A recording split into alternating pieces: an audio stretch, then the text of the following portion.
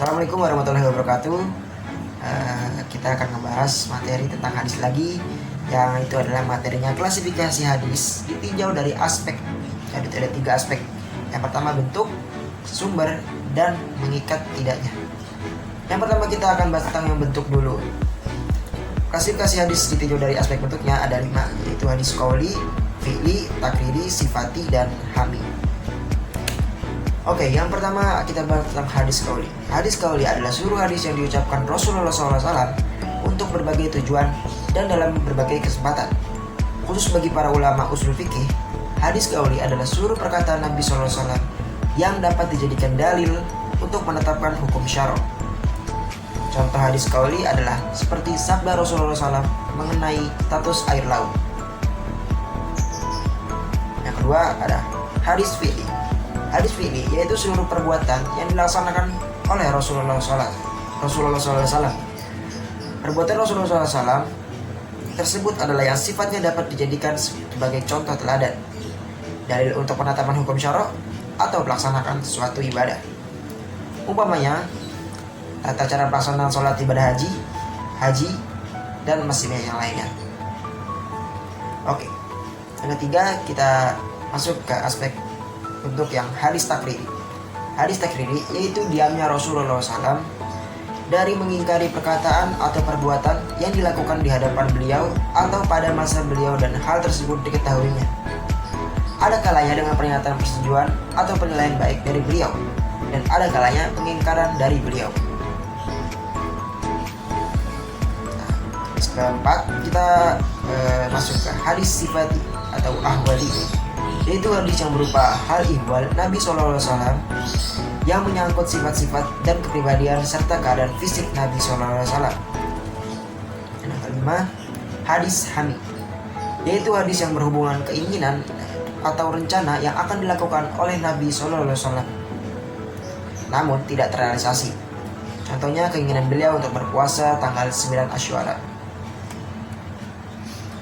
Nah, kita masuk ke klasifikasi hadis ditinjau dari aspek sumbernya, yaitu ada 2, hadis qudsi dan hadis nabawi.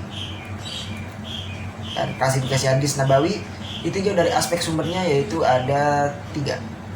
Hadis marfu, yaitu yang disandarkan kepada Nabi Muhammad SAW.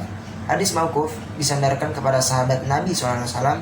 Hadis maqtu disandarkan kepada murid sahabat Nabi SAW atau tabi'in.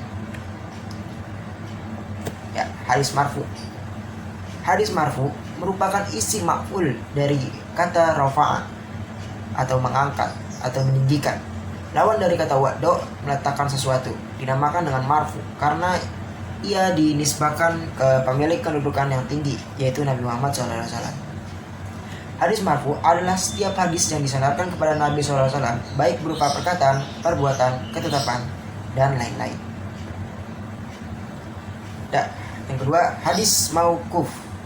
Mauquf merupakan isim maf'ul dari kata waqafa atau berhenti, dinamakan dengan mauquf karena rawi menghentikan hadis pada sahabat dan tidak melanjutkannya ke Nabi SAW. Rasulullah SAW. Hadis marfu adalah hadis yang disandarkan kepada sahabat Nabi SAW, baik berupa perkataan, perbuatan, ketetapan, dan lain-lain. Ketiga, kita masuk ke mauquf tapi dihukumi marfu. Sahabat Nabi menginformasikan bahwa ia mengatakan atau melakukan sesuatu atau yang semisalnya. Apakah khabar mauquf bisa dijadikan hujah? Khabar mauquf walaupun sahih, ia hanyalah perkataan dan perbuatan sahabat, tidak wajib beramal dengannya. Khabar mauquf bisa digunakan untuk menguatkan sebagian hadis dhaif.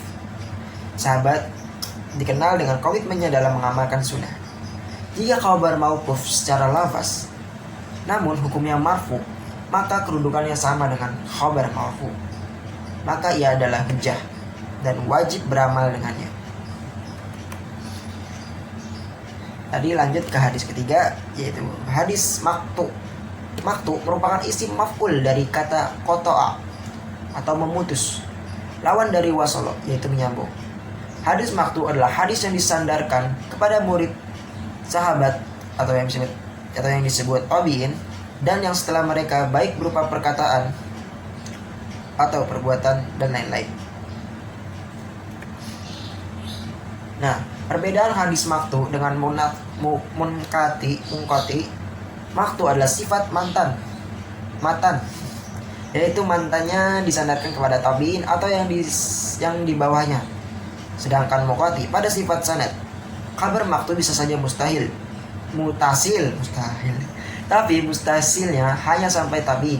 Sedangkan munkati berarti sanadnya tidak mustasil dan ia tidak ada hubungannya dengan matan. Apakah hadis maktu bisa dijadikan hujah? Kabar maktu walaupun sahih penisbahnya ke yang mengatakan bukanlah hujah karena ia hanyalah perkataan atau perbuatan dari salah seorang kaum muslimin. Ya, sedikit tambahan.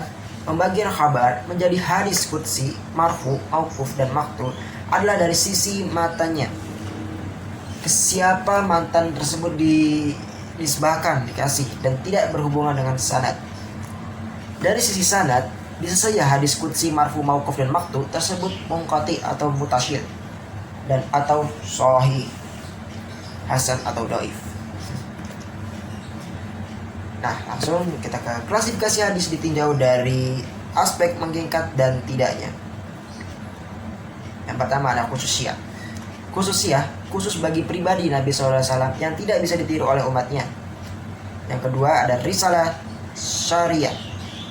Syariat untuk diamalkan oleh Nabi Muhammad SAW dan umatnya. Yang ketiga, goiru risalah atau basyariah. Bukan bersifat syariat sehingga tidak mengikat. Hadis khususiyah. Yang pertama tadi, yakni hadis yang khusus ditujukan bagi pribadi SAW, tidak untuk umatnya. Contohnya adalah kebolehan beristri lebih dari 4 orang.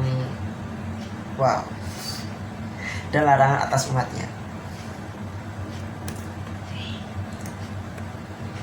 Dan hadis risalah syariah adalah hadis yang disampaikan Nabi SAW dalam posisinya sebagai Rasul SAW sehingga wajib ditaati. Seperti hadis tentang berita-berita gaib, syariat-syariat Allah Subhanahu wa taala dan ketentuan-ketentuan ibadah. Sifat dari hadis risalah ini adalah tetap sabit ya, tidak berubah-ubah. Ketiga, hadis goiru risalah syariah atau syariah. Sedangkan hadis goiru risalah adalah hadis yang disampaikan Nabi SAW dalam bentuk sebagai manusia biasa sehingga boleh tidak diikuti, seperti hadis tentang pengobatan, kedokteran medis, ilmu tentang pertanian, segala hal yang berkaitan dengan kegiatan dan kebiasaan sehari-hari Nabi Muhammad SAW. Dan segala hal yang berkaitan dengan kebijakan-kebijakan kemaslahatan yang sifatnya parsial temporal. Sifat dari risalah ini adalah berubah-ubah, mutawil, bersifat lokal, temporal, dan kondisional. Contoh yaitu dari Goiru Risalah Syariah itu yang diriwayatkan oleh dari Israel kalau saya pernah dengar juga. Oke, kita masuk ke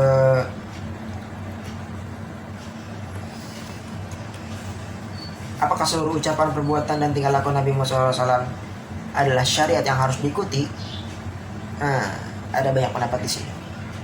Syekh Abdul Wahab memberi kategori tentang beberapa perbuatan Nabi Muhammad SAW yang bukan ranah tasyri' dan tak harus diikuti. Pertama, apa-apa yang muncul dari lahir atau dari Nabi lahir atas faktor naluri kemanusiaan beliau seperti cara berdiri, duduk, cara berjalan, cara minum, dan sebagainya, maka itu tidak perlu diikuti karena bukan syariat. Yang kedua, apa yang muncul dari lahir dari Nabi lahir misalnya, atas eksperimen, kebiasaan, atau adat perorangan dan masyarakat. Ya, tadi yang contohnya seperti pertanian, kebunan, dan perniagaan, dan lain-lain. Kedokteran juga.